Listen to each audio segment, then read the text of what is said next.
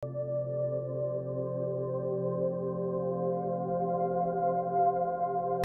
hari ini kembali saya akan menguraikan topik berkenaan dengan tema Dhamma juga, tentang kekuatan 3 perlindungan. Ya, kekuatan 3 perlindungan. Kalau ibu bapak mendengar istilah 3 perlindungan, apa yang tergambar dalam pikiran ibu bapak sekalian? Buddha, Dhamma, dan Sangha. Ya, tidak salah. Itu memang yang dimaksudkan 3 perlindungan. Nah, mengapa seseorang membutuhkan suatu perlindungan? Kalau ibu bapak ditanya mengapa seseorang itu membutuhkan suatu perlindungan? Karena merasa ada bahaya. Karena merasa ada hal-hal yang ditakuti, karena merasa ada hal-hal yang membuat seseorang itu menjadi khawatir, gelisah, dan lain sebagainya. Maka dikatakan seseorang membutuhkan yang namanya perlindungan. Menghindari hal-hal yang sekiranya mengganggu atau menjadi suatu rintangan. Kadang juga karena alasan itu seseorang membutuhkan perlindungan. Ada banyak orang bahkan yang pergi ke suatu tempat, ke gunung-gunung, mencari pohon-pohon besar, pergi ke laut, pergi kemana saja ke suatu tempat, untuk mencari suatu perlindungan. Nah, perlindungan yang seperti apa yang diinginkan oleh semua makhluk sebenarnya? Perlindungan seperti apa yang diinginkan oleh semua makhluk? Perlindungan dari penderitaan, secara garis besarnya seperti itu. Kita semua mengalami yang namanya penderitaan, tetapi tidak mau menderita, begitu ya. Padahal kita lahir ini pada dasarnya harus siap dengan duka. Begitu kita lahir, kita harus siap dengan duka. Begitu kita memiliki keinginan, kita harus siap dengan duka. Nah, ini yang dinamakan penting untuk kita mencari perlindungan. Nah, aspek 3 perlindungan bukan lagi sesuatu hal yang asing. 3 perlindungan yang dimaksud di sini adalah berlindung pada Buddha, Dhamma, dan Sangha. Berlindung pada Buddha, Dhamma, dan Sangha. Sarana. Tetapi belum banyak orang yang memahami juga apa maksud dari berlindung pada Buddha, Dhamma, dan Sangha. Mengapa kita perlu berlindung pada Buddha, Dhamma, dan Sangha? Mengapa seseorang membutuhkan berlindung pada Buddha, Dhamma, dan Sangha? Kekuatan apa yang diberikan dengan berlindung pada Buddha, Dhamma, dan Sangha? Kekuatan apa yang bisa kita peroleh dengan berlindung kepada Buddha, Dhamma, dan Sangha? Kalau seseorang tidak atau belum memahami hal ini, mereka masih banyak muncul keraguan-raguan dalam dirinya. Saya sudah beragama Buddha sejak saya lahir atas silani, misalkan. Saya sudah setiap hari datang ke wihara. Saya juga sudah berbuat baik. Saya sudah mempraktikkan ajaran Dhamma. Tapi kenapa hidup saya masih selalu diliputi oleh duka, selalu diliputi oleh bencana-bencana atau hal-hal lain yang membuat saya secara pribadi ataupun secara kelompok dalam keluarga saya mengalami duka. Nah, karena kalau kita masih memiliki pikiran seperti ini, apakah salah? Tidak salah sebenarnya. Hanya karena dalam batin seseorang yang memiliki pemikiran demikian belum tumbuh yang namanya pengertian dan pemahaman. Nah, aspek 3 perlindungan, berlindung pada Buddha, ya, Dhamma dan Sangha. Berlindung pada Buddha, Dhamma dan Sangha bukan hanya sekedar aspek secara ritual, ya.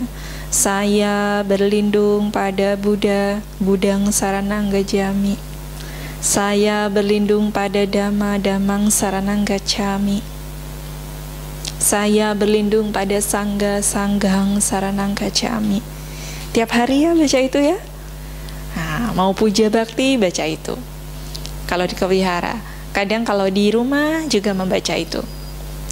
Tapi penting untuk memaknai sebenarnya apa yang dimaksud, ya, kita menyatakan diri berlindung pada Buddha, Dhamma dan Sangha. Nah, aspek dari 3 perlindungan ini mengandung tiga hal, ya, mengandung 3 hal. Yang pertama adalah, ya, aspek kemauan. Ya. Seseorang yang menyatakan berlindung pada Buddha, Dhamma dan Sangha, ya, harus didasari oleh aspek kemauan. Kemauan di sini bukan didasari ya karena dipaksa oleh orang lain, diajak oleh orang lain, kemudian karena dia sendiri takut, ya, mendapatkan ancaman, mendapatkan teror, ya. Sekarang beritanya yang lagi hangat itu berita teror.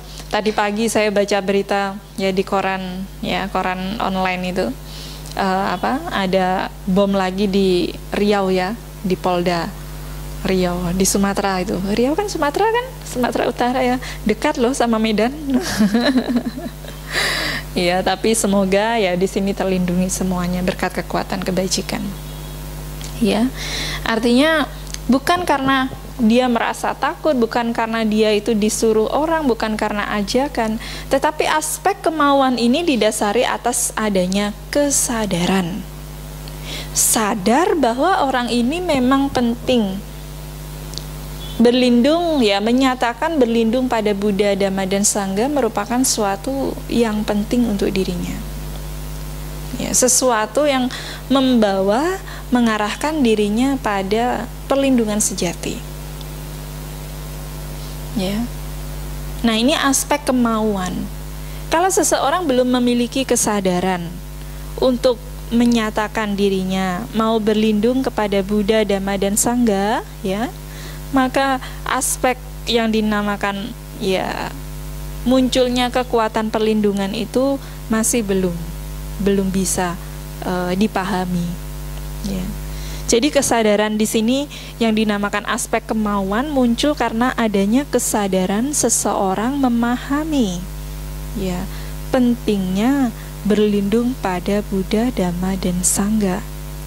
Tentunya, ya, memahami perlu berlindung pada Buddha, Dhamma dan Sangha, ya, didukung oleh aspek yang kedua, ya, mau, ya, yang kedua ini karena aspek pengertian, mengerti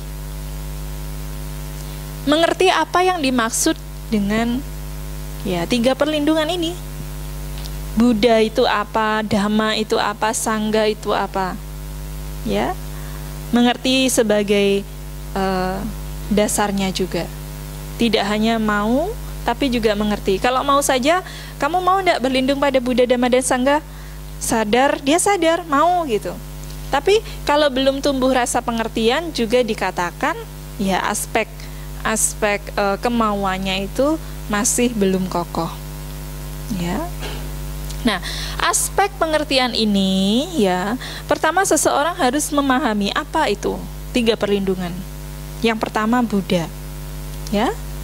Buddha di sini dipahami sebagai sosok manusia, ya, yang sepenuhnya sudah memberikan teladan bahwa beliau sudah mampu, ya, mencapai realisasi lenyapnya duka, ya, lenyapnya duka.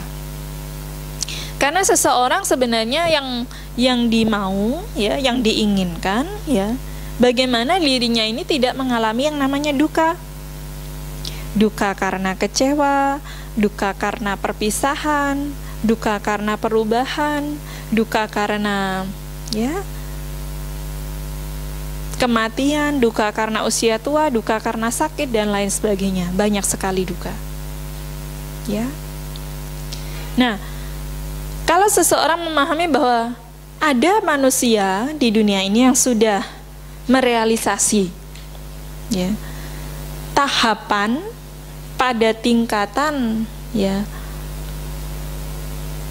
melenyapkan duka, bebas dari duka, seseorang baru muncul keyakinan, muncul pengertian. Nah, kemudian kalau dalam diri kita atau orang yang mulai mengerti, oh ada seseorang yang di dunia ini mencapai lenyapnya duka, lalu dia akan berpikir, bagaimana usaha orang itu mencapai lenyapnya duka? Apa yang dilakukan oleh orang itu untuk mencapai lenyapnya duka? Nah, ini aspek yang harus kita pahami dari pengertian. Ketika muncul pemahaman ada seorang yang agung, yang luhur di dunia ini, yang dinamakan Buddha, telah mencapai lenyapnya duka, merealisasi lenyapnya duka.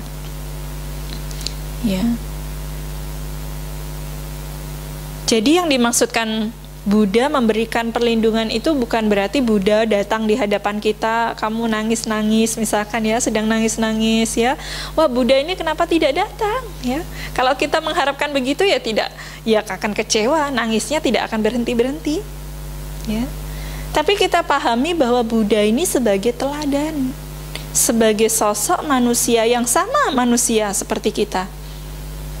Perbedaannya adalah Buddha memiliki kualitas kebajikan yang memang luhur sebagai cara untuk beliau melenyapkan duka. Nah kemudian karena ada sosok seorang Buddha yang memiliki pengetahuan sempurna dalam Buddha Nusati itu ada 9 sifat kualitas seorang Buddha. Hafal saya tidak usah bahas hafal, dibaca sendiri itu bisa juga dalam Buddha Nusati.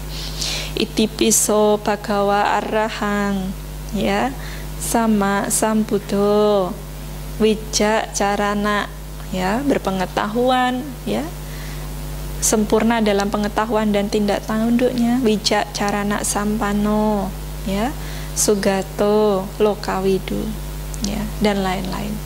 Semuanya itu menjadi guru para dewa dan manusia juga termasuk karena kualitas kesempurnaan pengetahuan dan perilakunya. Ini seorang Buddha. Nah, kalau kita memiliki keyakinan menyatakan perlindungan kepada Buddha maka akan tumbuh dalam diri kita kemauan untuk mencontoh teladan Buddha. Wah, berarti ini saya harus jadi bante ini atas silani karena Buddha meninggalkan kehidupan duniawi menjadi seorang samana petapa. Kalau mau tidak apa-apa kalau mau tidak mengapa. Tapi bagaimana jika menjadi seorang perumah tangga? Apakah Sang Buddha tidak memberikan cara untuk menjalani kehidupan sebagai seorang perumah tangga? Ada. Ada. Nah, di sini dikatakan Sang Buddha menjadi teladan. Sosok seorang Buddha menjadi figur, menjadi teladan kita. Kalau kita menjadikan Buddha menjadi figur teladan, fans berat kita misalkan tidak apa-apa, kita tidak akan kecewa. Jadi jangan ngefansnya sama misalkan artis Korea gitu misalkan, atau ngefansnya sama bikunya, atau sama neranya, nanti bantainya lepas jubah, kecewa, akhirnya tidak mau ke wihara, misalkan begitu, ya. Nah, karena kita belum menumbuhkan aspek keyakinan kita, ya, terhadap 3 perlindungan, ya. Nah, ini aspek figur siapa yang harus kita contoh sebenarnya. Contohlah Buddha, ya.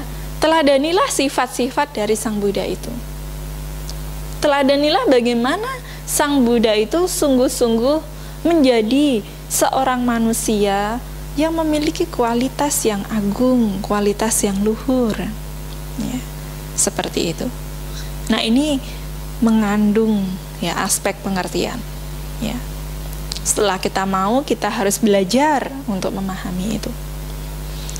Nah, kemudian aspek yang kedua adalah Dhamma. Dhamma ajaran Buddha, ya. Dhamma ajaran Buddha.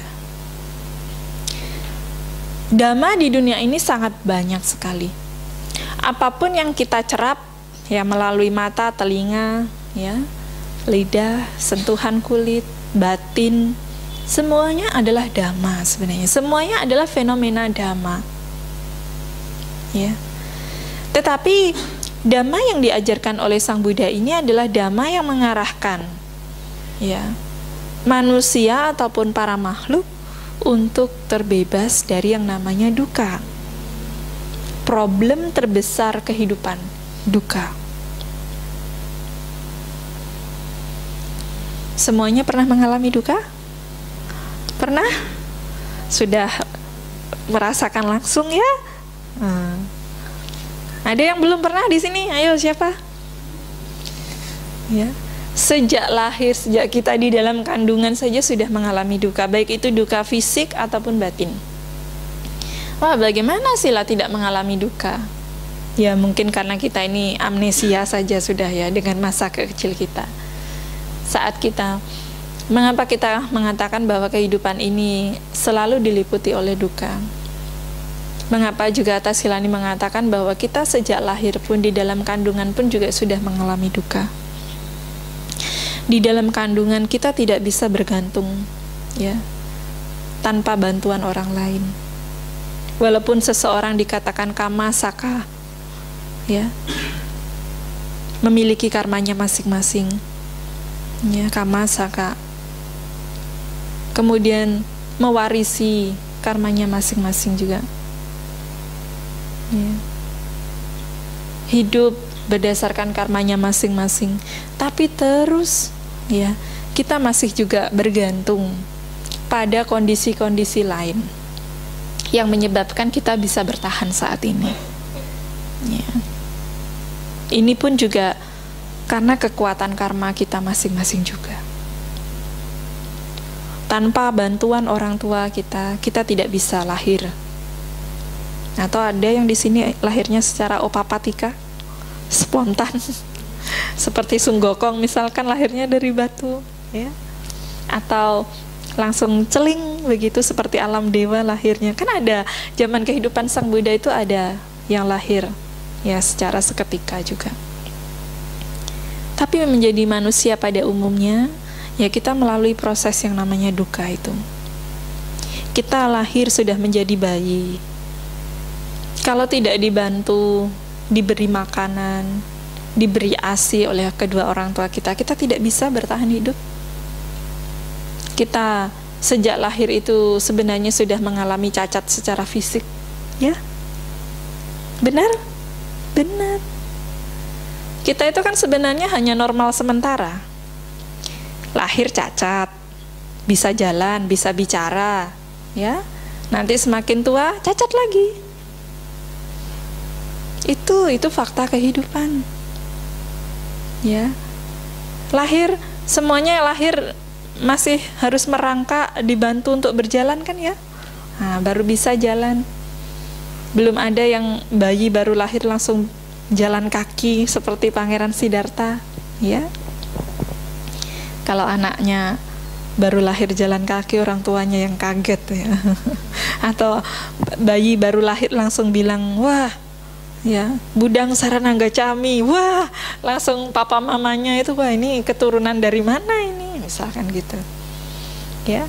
Kita lahir itu sebenarnya mengalami cacat secara fisik, bisu, ya, lumpuh juga, harus mendapatkan bantuan dari pihak lain, orang lain. Ya, makanya kalau kita melihat orang yang sekiranya ya juga cacat secara fisik, yang kita menganggap kalau diri kita ini normal, ya sebenarnya itu juga tidak. Karena kita lahir pun juga sebenarnya mengalami secara fisik. Ya. Ya, normalnya hanya sementara. Hati-hati nanti kalau sudah datangnya usia tua. Nanti ke kamar mandi perlu dibopong, ya. Nanti matanya sudah buram-buram, ya. Pendengarannya sudah berkurang, ya tuli juga. Ya. Itu yang dialami oleh semua makhluk. Ya. Nah, karena manusia lahir, ya, binatang pun juga lahir mengalami kondisi seperti itu, duka. Ya. Sang Buddha memahami penting bagi mereka itu untuk ya mendapatkan sesuatu yang membantu mereka untuk ya melenyapkan duka. Memang tidak mudah. Istilah melenyapkan duka pun juga ya itu sesuatu yang harus kita cerna dengan baik, kita pahami dengan baik. Ya. Nah, Dhamma ajaran Sang Buddha ini ya memberikan ya obat, memberikan suatu cara ya bagi kita semua untuk ya melenyapkan duka, untuk terbebas dari duka. Di awal tadi saya mengutip salah satu petikan di Majjhima Nikaya. Panya wantasa ayang damu, yang artinya ya ajaran para Buddha itu hanya dapat dipahami oleh para bijaksana. Jadi tidak sembarangan. Dhamma ajaran Sang Buddha itu hanya bisa dipahami oleh para bijaksana, orang yang cerdas dengan kualitas batin yang cerdas, bijaksana. Kalau mereka belum siap untuk menerima Dhamma, ya, untuk memahami Dhamma yang lebih dalam, ya dikatakan ya belum bijaksana. Bahkan Sang Buddha itu lebih tegas sekali mengatakan bahwa ya masih gila, batinnya masih gila, ya. Jadi jangan marah ya kalau dibilang gila ya. Sang Buddha sendiri mengatakan orang yang belum bijaksana itu masih dikatakan juga masih gila. Ya, itu ada itu istilahnya juga. Ya.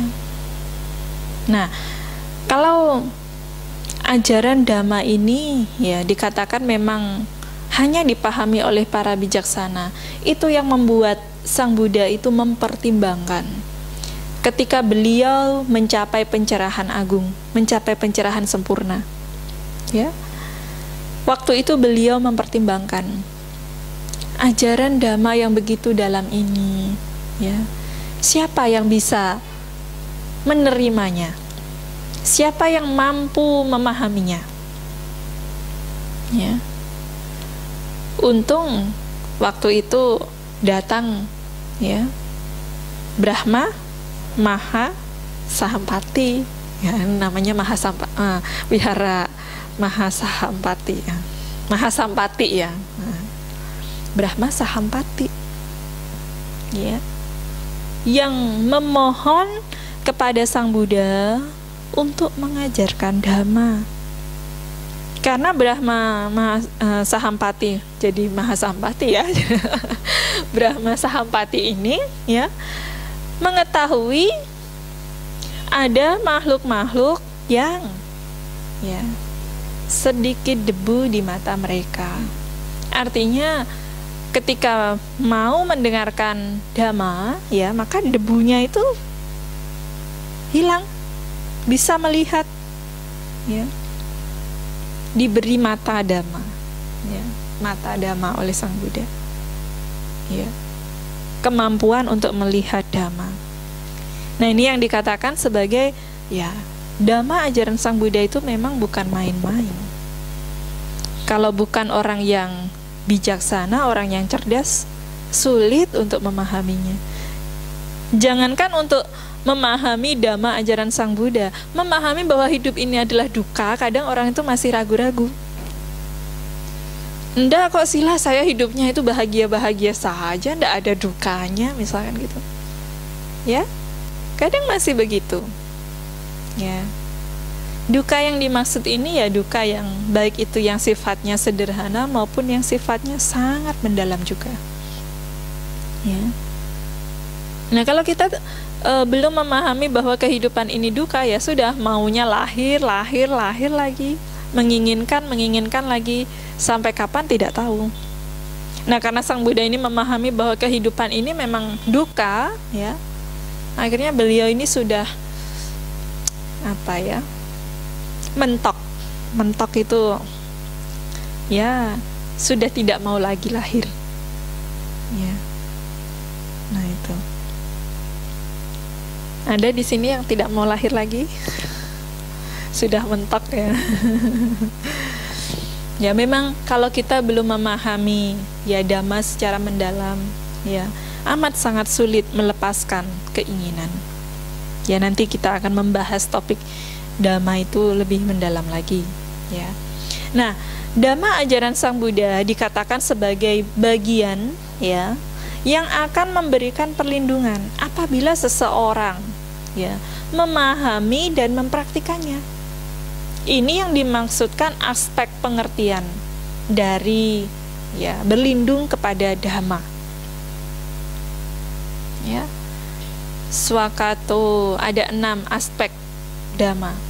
Swakato bhagavata dhammo, ya. Sanditiko akaliko, ya, ehipasiko. Itu adalah karakteristik dari sifat-sifat dhamma, ya. Dapat dipahami oleh para bijaksana dalam batin masing-masing. Nah, itulah dhamma. Dhamma ajaran Sang Buddha ini hanya dapat dipahami oleh para bijaksana. Nah, bagaimana Sila kalau mereka yang belum bijaksana? Ya, apa mau dikata? Kalau mereka sendiri tidak mau mengenal, ya, dhamma, atau mau, ya, belajar, bahkan juga mempraktikkan dhamma, ya, terus-menerus akan berada pada arus lingkaran, ya, berada pada arus ketidakbijaksanaan. Nah, inilah yang dikatakan, ya, aspek pengertian, mengerti pentingnya berlindung pada dhamma. Nah, kemudian yang ketiga adalah aspek yang ketiga adalah sangga, ya, perlindungan yang ketiga. Sangga yang dimaksud di sini adalah sangga siswa Arya, Arya sangga, ya. Jadi, ya, memang yang dimaksudkan 3 permata di sini adalah permata sangga, Arya sangga. Arya itu maksudnya, ya, siswa-siswa Buddha yang sudah merealisasi dhamma, ya. Siapa siswa-siswa Sang Buddha yang sudah merealisasi dhamma? Ya, mereka yang sudah memasuki arus mengenyam buah, memasuki arus mengenyam buah, baik itu pada tingkatan Sotapanna, ya, Sakadagami, Anagami, dan Arahata, ya. Nah, itulah aspek, ya, perlindungan terhadap sangga. Ya, nanti kalau Sila mengatakan, jadi sangga di situ bukan sangga yang sekarang ini, ya, Tasilani. Ya, Ya, saya tidak berani mengatakan juga nanti kalau saya bilang sangga yang sekarang ini tiba-tiba ada yang sudah mencapai arahat, kan salah juga. Ya artinya kualitas batin ya dalam kelompok sangga itu bermacam-macam. Ada mereka yang memang sudah mumpuni kualitas batinnya. Ya. Kita tidak ada yang tahu, ya. Misalkan di antara para biku kita ada yang sudah sotapana, ya, misalkan ada yang sudah sakadagami, anagami, ya, bahkan arahat, kan kita tidak ada yang tahu. Ya. Nah, itu tidak hanya sangga. Bahkan menjadi seorang samanera pun kalau dia mencapai tataran sotapana, sakadagami, anagami sampai arahat, itu termasuk juga Arya Sangga. Sebagai perumah tangga pun kalau dia itu menjadi sotapana, itu juga Arya Sangga. Ya, jadi harus dipahami itu. Jadi sangga permata yang ketiga itu adalah para Arya Sangga. Ya. Mereka yang sudah ya memahami ya dengan jelas, melihat dengan jelas ajaran Sang Buddha dengan baik, dengan sempurna. Ya. Nah, itu. Nah, Arya Sangga ini, mengapa kita perlu berlindung kepada Arya Sangga? Sama. Karena adanya Arya Sangga ini, dhamma ajaran Sang Buddha menjadi tetap dikenal, menjadi ya dhamma yang bisa dipahami, menjadi dhamma yang memiliki ya suatu kualitas keyakinan tanpa diragukan. Ya. Tapi kalau seseorang belum mengerti bahwa di dunia ini ada seorang Arya Sangga, mereka yang sudah merealisasi dhamma secara mendalam, ya, tidak meyakini hal itu, ya sulit, ya. Wah, di mana ini sila kami harus mencari seorang sotapana, sakadagami, anagami, dan arahat? Tidak perlu mencari, ya. Carilah di dalam diri, carilah di dalam diri kita Arya Sangga. Sejauh ya kita bisa memahami, mempraktikkan ajaran Dhamma Sang Buddha yang begitu mendalam ini, ya. Di mana kita mengalami duka, kita punya kemampuan mengetahui, menyadari, menerima dan melepaskan, kita menumbuhkan sifat-sifat luhur, ya, perlindungan kita pada Arya Sangga. Karena Arya Sangga itu yang sudah merealisasi itu, ya. Nah, itulah sebenarnya aspek kekuatan dari 3 perlindungan dari pengertian. Dan yang ketiga, aspek yang ketiga, ya tadi ada kemauan, ya, ada mau, ada mengerti, dan yang ketiga itu adalah aspek perasaan. Ya, perasaan ini ya memang sifatnya masih ya lokia dalam istilah makna sebenarnya. Tapi bagaimana kita memahami seseorang ketika sudah ada kemauan, kemudian memahami dhamma, mengetahui secara teori maupun mempraktikannya, orang ini akan merasakan manfaat dari bagaimana seseorang punya ya perlindungan terhadap dhamma dan Sang Buddha. Ya. Kemudian dirinya merasakan sendiri, oh ternyata dengan mempraktikkan dhamma itu seperti ini loh rasanya. Ya. Nah, ini artinya ya perlindungannya mulai berkembang dalam dirinya, ya. Aspek perlindungan mulai muncul dan mulai bisa dipahami dengan baik dalam dirinya. Kalau orang ini sudah merasakan ya rasa dari dhamma itu sendiri, ya. Di dunia ini ya, tidak ada rasa kebahagiaan yang mengungguli, ya, rasa seseorang yang sudah mengenyam kebahagiaan dhamma. Ya, dikatakan dalam dhamma seperti itu. Jadi rasa tertinggi, ya, rasa kebenaran, ya, rasa kebahagiaan tertinggi itu adalah rasa kebenaran. Di mana seseorang sudah mengenyam, ya, dalam kehidupannya sehari-hari, bisa memahami dhamma, bisa mempraktikkan dhamma, dia sendiri mengalami langsung, merasakan langsung bagaimana rasa dhamma itu. Ya. Ada di sutta juga dikatakan sebenarnya kita, ya, bisa melihat dhamma, bisa memahami dhamma, ya, dari tubuh kita sendiri ini yang tidak lebih dari 2 meter ini tingginya, panjangnya. Ya. Dari tubuh yang panjangnya tidak lebih 2 meter ini, kita bisa melihat dhamma, bisa merasakan kebahagiaan dhamma. Bagaimana caranya? Ya, harus banyak praktik dhamma. Ya. Sebenarnya umat Buddha sebagai perumah tangga bisa praktik dhamma tidak sih? Bisa. Ya. Bisa. Banyak orang yang berpikir, sila praktik dhamma itu kan harus meditasi, duduk, diam. Saya ini waktu meditasinya itu tidak ada sama sekali loh sila. Itu nonsens itu, ya. Ya. Kita yang memahami, ya, sebenarnya meditasi itu tidak hanya dalam posisi duduk diam saja.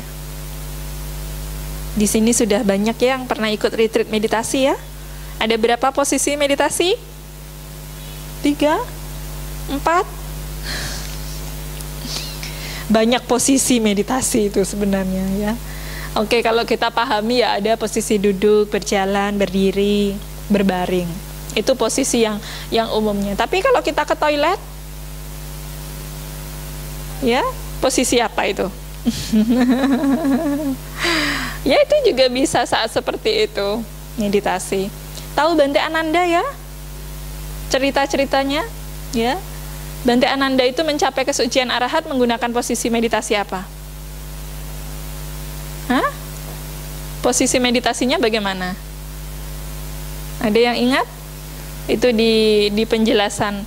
Ya, jadi ketika Bante Ananda itu, ya, mau menghadiri konsili pertama, beliau itu kan belum mencapai arahat, tapi di situ sudah banyak berkumpul para arahat semuanya, ya. Wah, beliau ini gelisah sekali. Tapi pada saat esokan harinya, ya, mau konsili itu, ya, malam harinya Bante Ananda itu mencapai tataran kesucian arahatnya, ya. Posisinya itu saat mau membaringkan tubuh, kakinya mau diangkat jadi arahat. Berbaring juga belum, duduk juga tidak, ya. Posisi apa itu? Saya juga tidak tahu itu posisi apa, ya. Tapi dikatakan seperti itu dalam kondisi tubuh yang demikian, ya. Karena Bante Ananda ini, ya, salah satu murid Sang Buddha yang punya kualitas yang sangat baik juga dalam hal praktik dhamma, ya, mengenyam rasa dhamma, ya.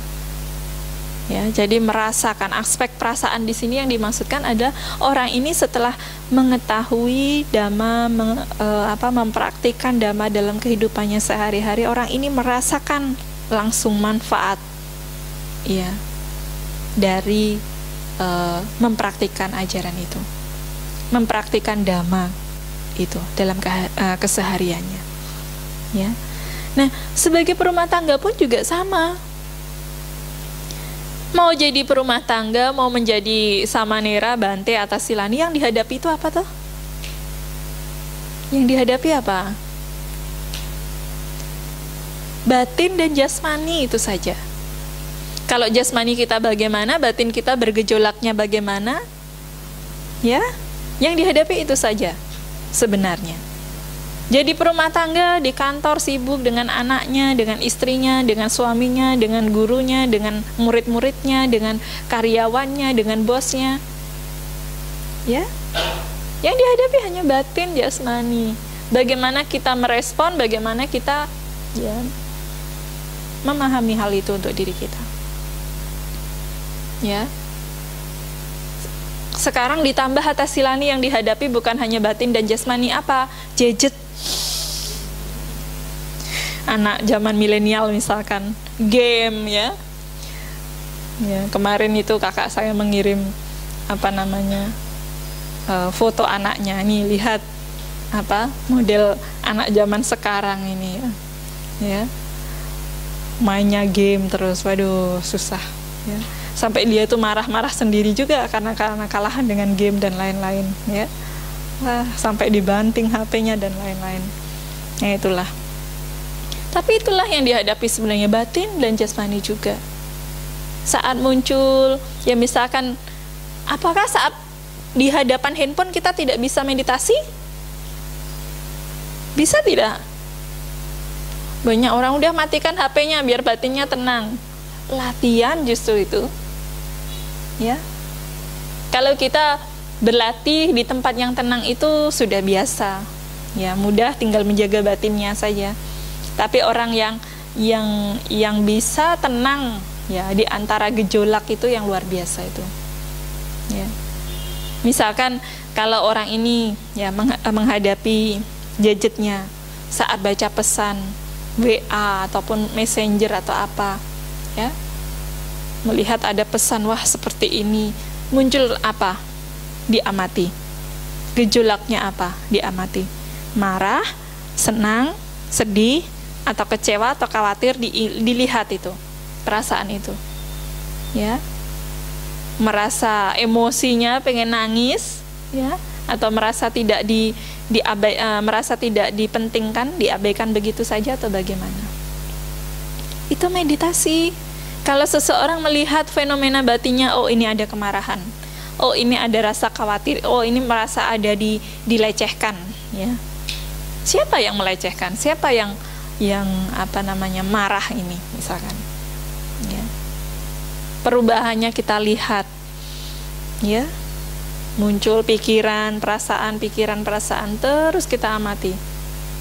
Orang yang bisa mengetahui, minimal mengetahui hal itu mengetahui dhamma sebenarnya, mengetahui fenomena dhamma. Ya. Mengetahui, kemudian menyadari, menerima, lepaskan. Tapi untuk bisa pada tahapan menerima dan melepaskan itu yang kadang tidak mudah. Ya. Mengetahui, oh ini marah, saya tahu ini sila ini saya sedang marah, misalkan. Ya. Itu juga keberuntungan mengenal dhamma. Ada orang yang marah itu tidak tahu dengan marahnya loh. Ya. Sudah bentak-bentaknya. Saya ini tidak marah. Ya, tapi udah bentak misalkan gitu ya. Dia bilang saya tidak marah gitu. Ya, tapi sudah emosinya keluar dan lain-lain. Ya. Ada orang begitu.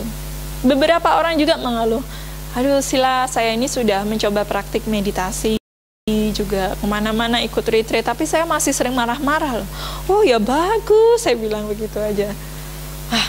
Kok bagus? Ya bagus, sekarang sudah tahu marahnya. Dulu mungkin kalau belum kenal meditasi, ya marahnya tidak tahu, tidak kenal sama marahnya, ya seperti itu.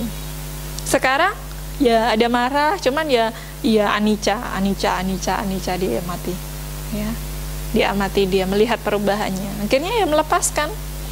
Nah, untuk sampai pada tahapan seperti itu memang dibutuhkan yang namanya latihan, yang dikatakan sebagai praktik. Nah, oleh karena itu tadi penting untuk munculnya pengertian itu, ya. Kemudian dia sendiri merasakan, ya, fenomena dhamma dalam dirinya. Ya. Nah, ini 3 aspek yang dikatakan seseorang itu memiliki, ya, mau menyatakan dirinya berlindung pada Buddha, Dhamma, dan Sangha. Ya, harus memenuhi 3 aspek ini, perlindungan itu. Kalau dia hanya sekedar mengungkapkan saya berlindung, belum memahami 3 aspek ini, ya, belum memiliki kekuatan perlindungan sama sekali. Bahkan tidak sedikit orang yang akhirnya goyah, ya, goyah.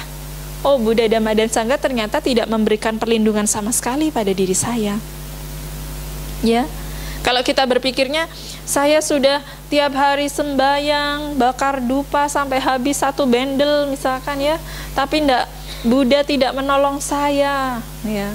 Padahal saya sudah bilang Buddhang Saranang Gacchami berapa kali, misalkan begitu, ya. Tapi Buddha tidak datang, misalkan. Ya, kita Buddha di mana saja sekarang juga kita tidak tahu, ya. Ya.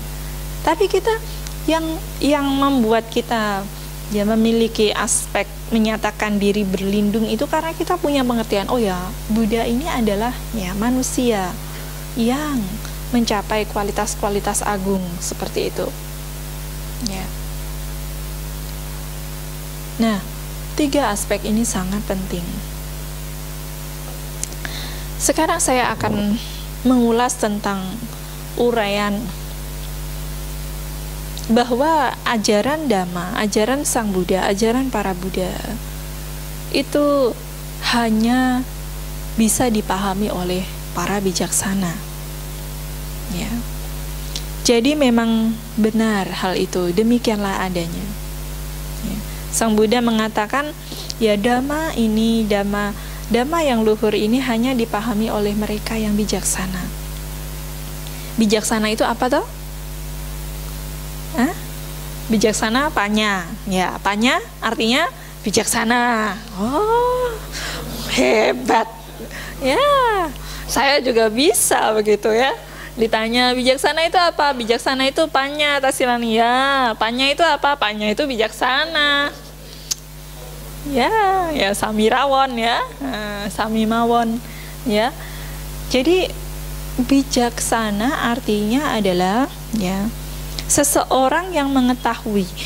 Panya itu sebenarnya diambil dari 2 istilah akar kata, pa dan pajanati.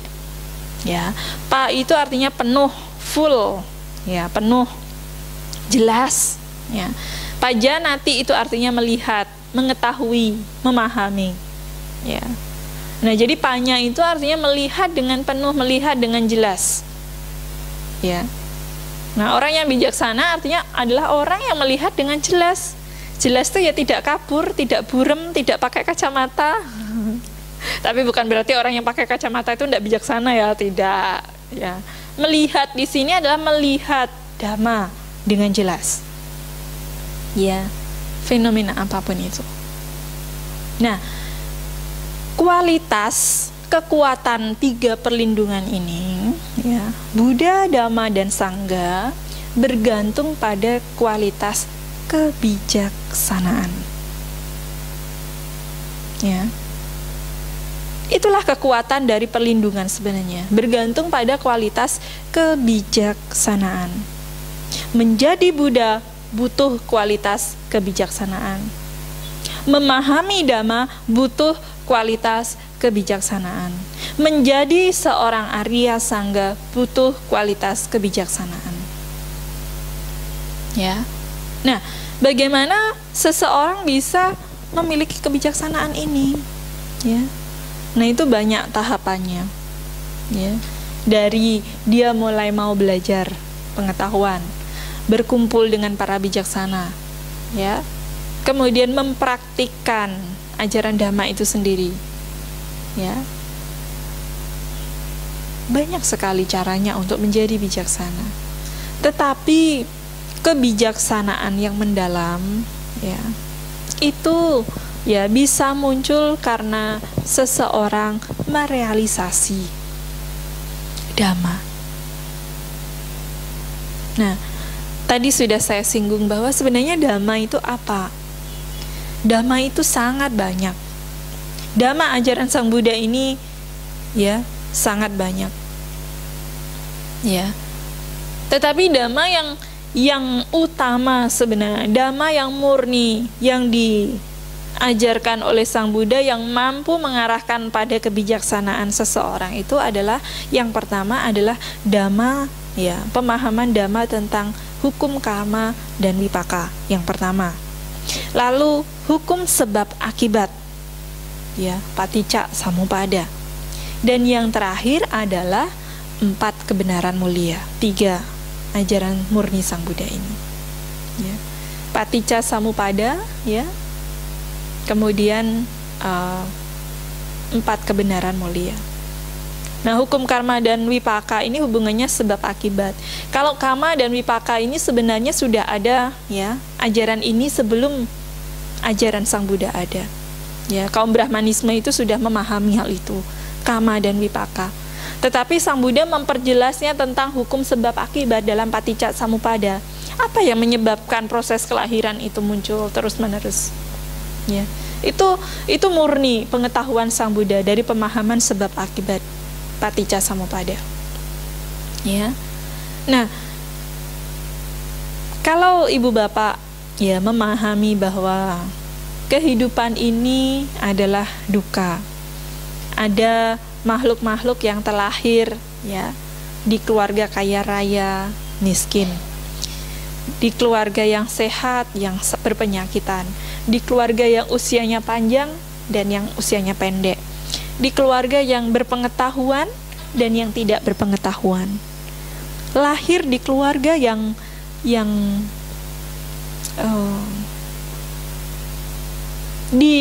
dihormati dan tidak dihormati. Ya. Nah, kelahiran ini ya dikatakan oleh Sang Buddha ya tidak serta-merta begitu saja. Dalam hukum dhamma tidak ada sesuatu yang kebetulan. Ya. Jadi kebetulan ya saya bertemu dengan misalkan Bapak di sini. Apakah kebetulan? Tidak. Kalau saya tidak diundang untuk mengisi SPD di sini ya saya tidak datang ke Wihara Mahasampati. Ya. Kalau tidak mengisi juga mungkin tidak bisa bertemu juga. Artinya ada sebab yang mendahului terjadinya akibat yang sekarang. Demikianlah halnya juga dengan kelahiran manusia. Kenapa ada manusia yang lahirnya cantik, ada manusia yang lahirnya tidak cantik, ada manusia yang lahirnya tampan, ada yang tidak tampan, ada manusia yang lahirnya ya di keluarga kaya raya dan tidak. Nah, itu karena kualitas ya, sebab-sebab yang dia bentuk sebelumnya juga, yang dia dapatkan di kehidupan sekarang. Ya. Nah, ini perlu memahami kenapa pandangan benar ya didasari dengan adanya pemahaman tentang sebab akibat, tentang hukum karma dan wipaka. Ya. Kalau seseorang secara sederhana ya tidak meyakini adanya hukum karma dan wipaka, sulit untuk muncul adanya pandangan benar. Ya. Dalam Mahacattarissaka Sutta itu dikatakan demikian. Sebab munculnya kebijaksanaan itu yang pertama juga ya pandangan benar. Ya. Dan pandangan benar ini didapatkan karena seseorang itu memahami yang namanya hukum sebab dan akibat. Ya. Tanpa pemahaman hukum sebab dan akibat ini ya makanya sangat sulit. Makanya tidak sedikit orang-orang yang dulunya mungkin ya dari yang dulunya bukan pemeluk ajaran Buddha, kemudian sekarang menjadi pemeluk ajaran Buddha karena beliau itu batinnya itu memahami tentang hukum sebab dan akibat di awal-awal. Sebagian besar mempertanyakan, kok segala sesuatu dirahasiakan, tetapi dalam agama Buddha itu dijelaskan kenapa ada orang yang seperti ini, misalkan begitu. Karena pandangannya mulai berkembang, ya, kebijaksanaannya mulai muncul. Nah, kalau orang misalkan berbuat buruk, terus kemudian imbalannya surga, masuk akal tidak? Ya, surganya mereknya Awici, misalkan.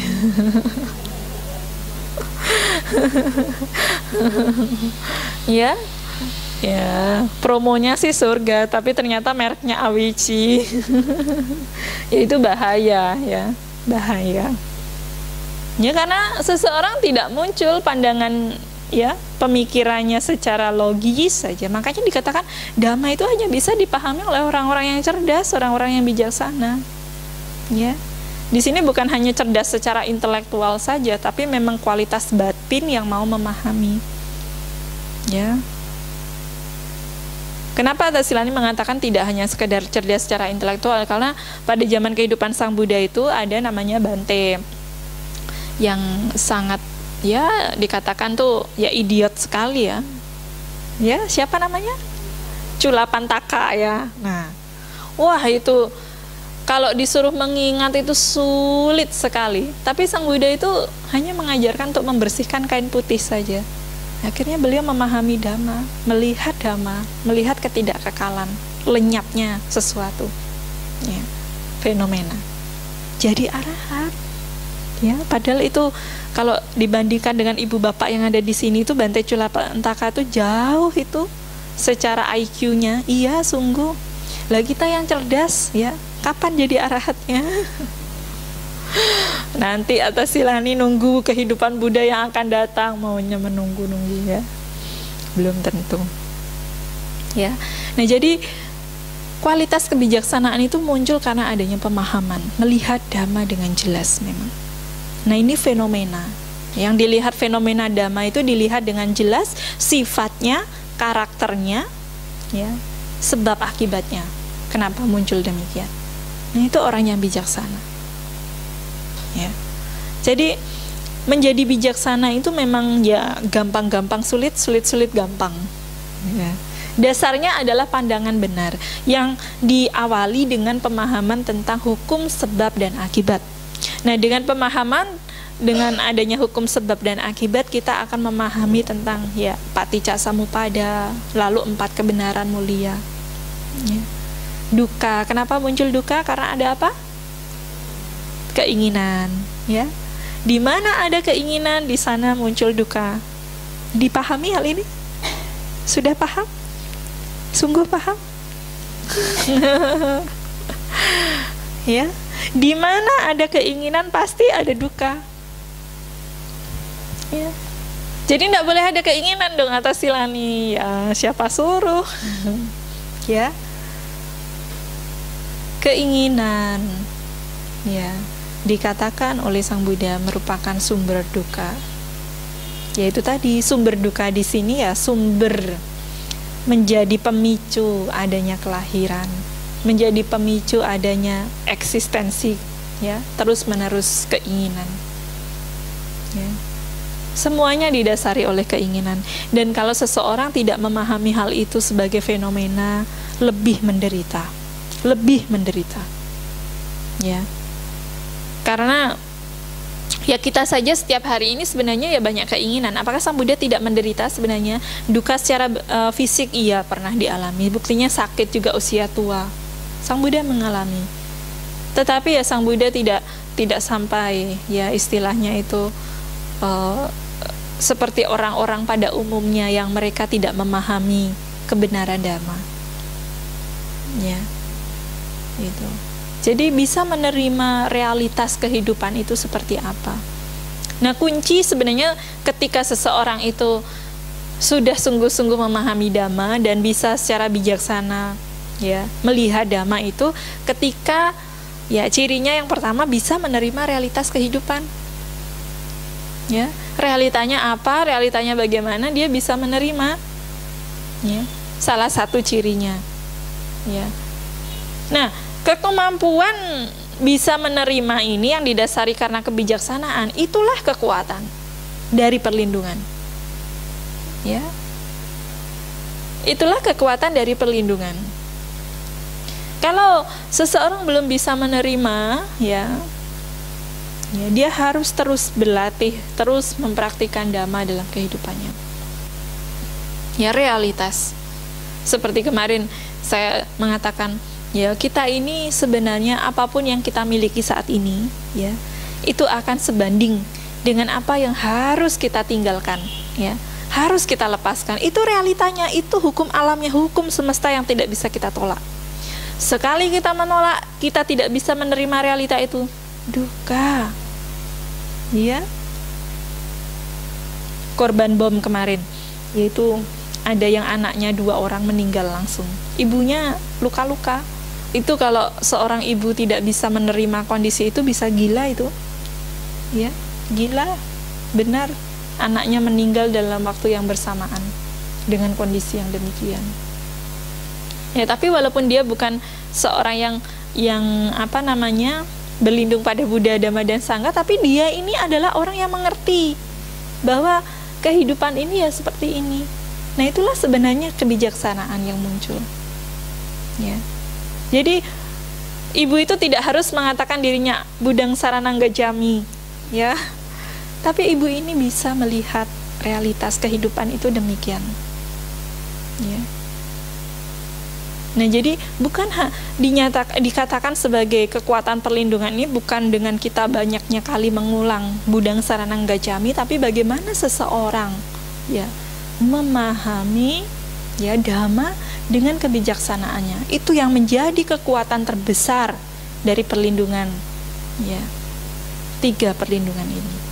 Buddha, Dhamma, dan Sangha. Nah, bagi umat Buddha yang sudah memahami hal itu, guru agung kita ini adalah ya Sang Buddha ini memiliki kualitas yang luar biasa. Kalau dari pemeluk agama lain saja ibaratnya ya berbondong-bondong ingin memahami ajaran Sang Buddha.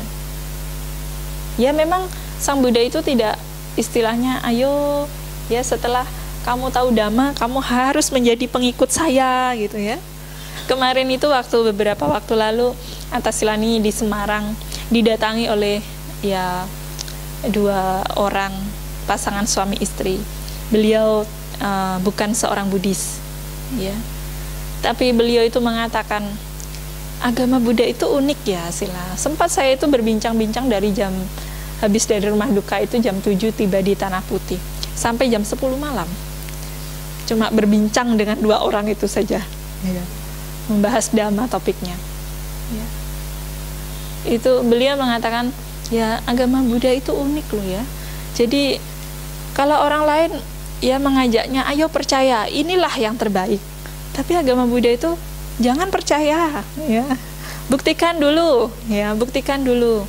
Kalau sudah merasakan ya, mempraktikannya, merasakan ya itu baru boleh percaya. Sekalipun sudah percaya, sudah terbukti juga tidak mengajak kamu harus ikut sama saya, enggak gitu. Kenapa ya Sila begitu itu? Saya jawabnya, ya memang begitu itu. Ya memang begitu itu. Ya, ya enggak usah dibandingkan, memang seperti itu.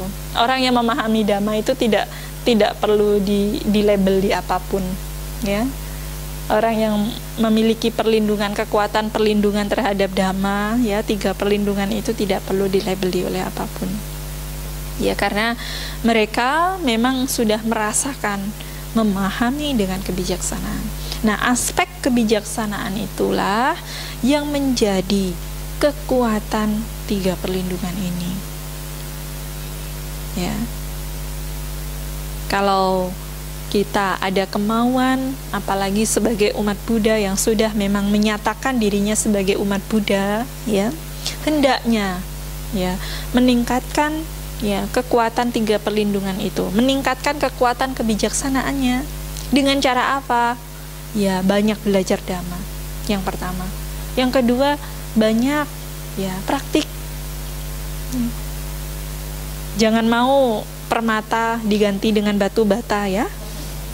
Ya.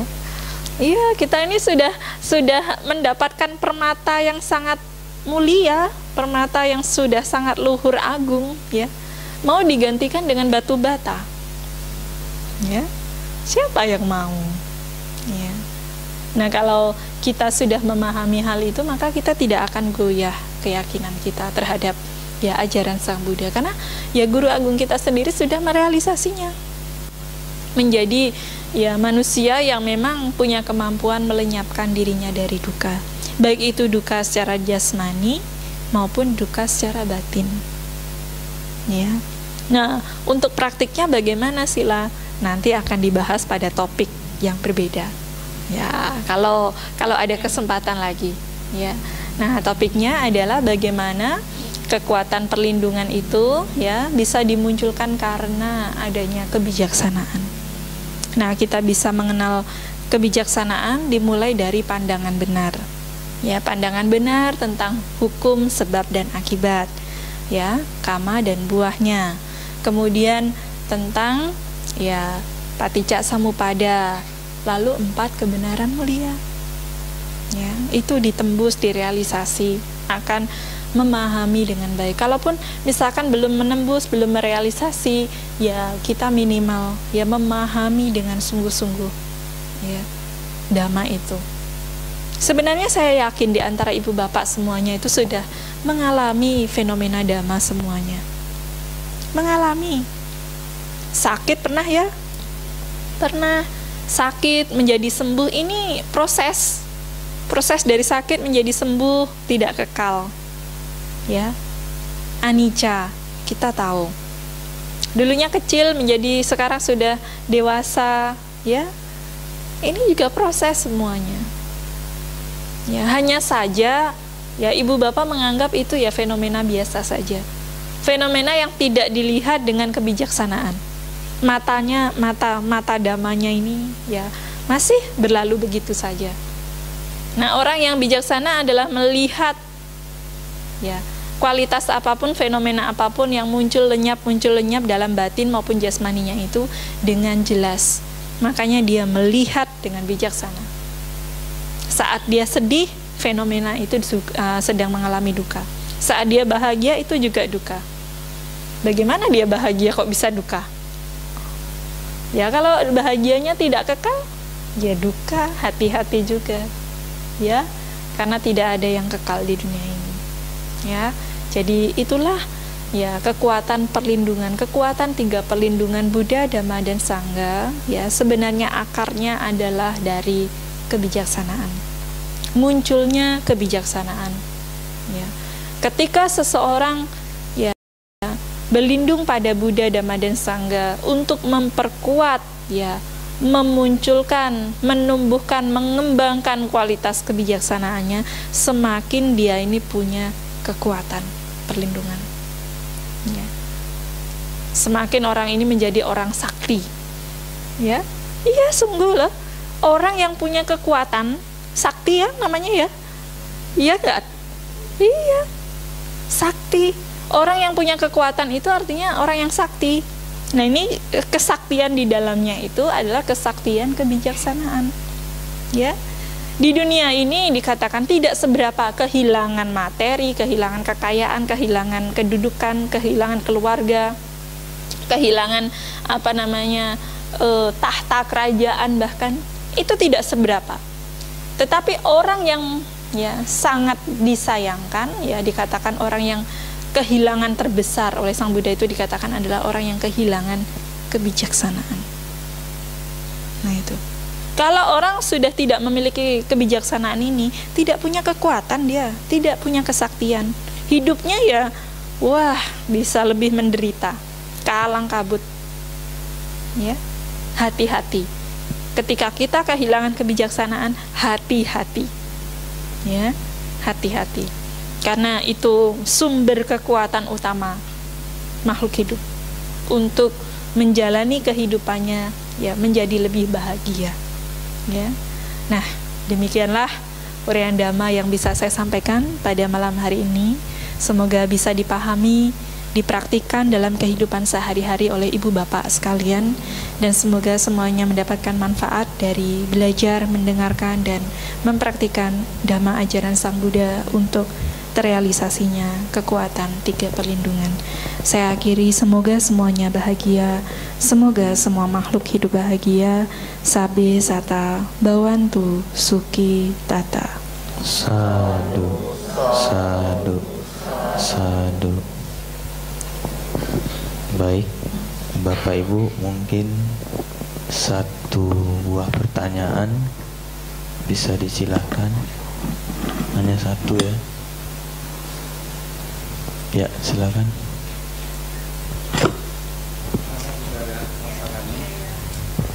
Kenapa sekarang di masyarakat kita sering mendengar Buddha yang akan datang gitu?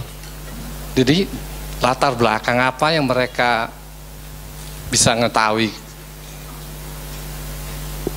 Itu aja, terima kasih. Ya, Bapak, namanya Bapak siapa tadi? Abin, Pak. Pak Abi. Atas ini. Pak Abi. Abi. Ya. Jadi kenapa di masyarakat itu muncul persepsi atau pandangan tentang Buddha yang akan datang? Sebenarnya tidak hanya masyarakat zaman sekarang.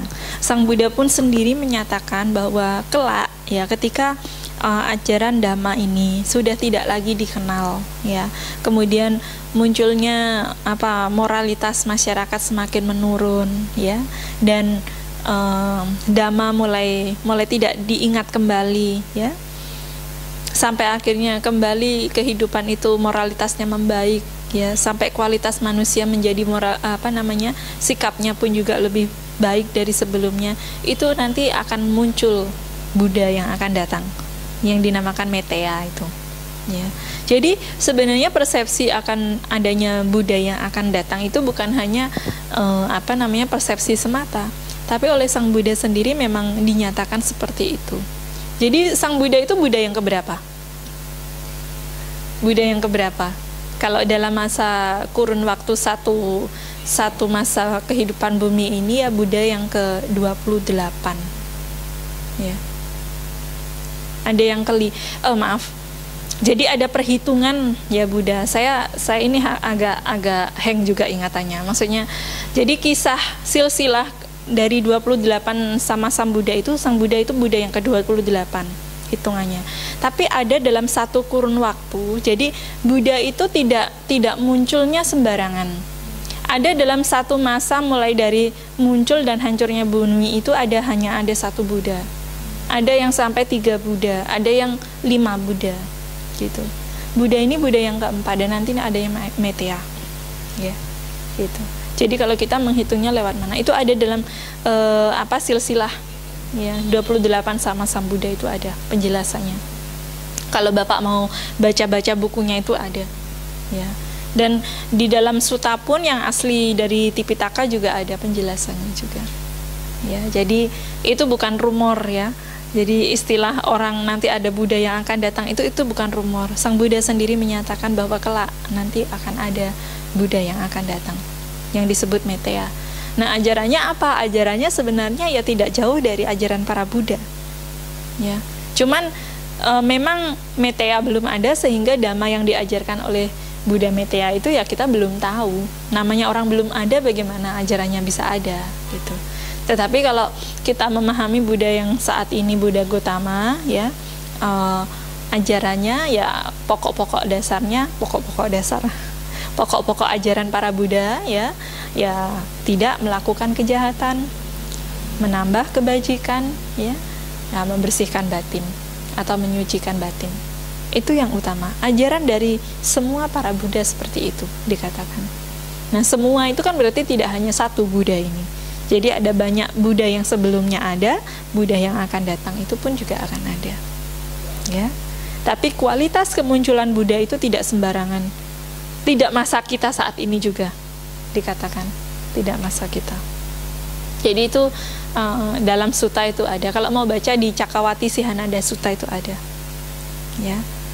Kemudian ada di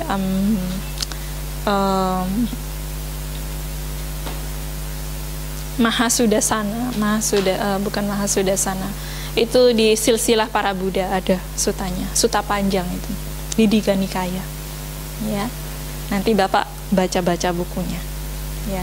Ada sekarang sangat mudah sekali ya untuk memperoleh Tipitaka ya. Zaman modern itu kita tidak sulit untuk, hanya kemauan aja kita. Ya, aspek pertama ya tadi ya, kemauan aja. Mau baca nggak? Ya, misalkan gitu. Bisa. Nanti kalau ada mau tanya lebih lanjut ya kita bisa bahas ya tentang topik itu. Ya, begitu ya Bapak ya. Ya. Bisa dipahami atau masih bingung? Bisa ya, terima kasih. Rahasia. Wah, kalau rahasia saya juga tidak tahu rahasianya mereka, Pak. Baik, mungkin nanti bisa langsung atau begitu. Dibuat catatan kepada Atasilani. Iya. Ya. Baik. Cukup ya, Pak ya? Iya. Ya.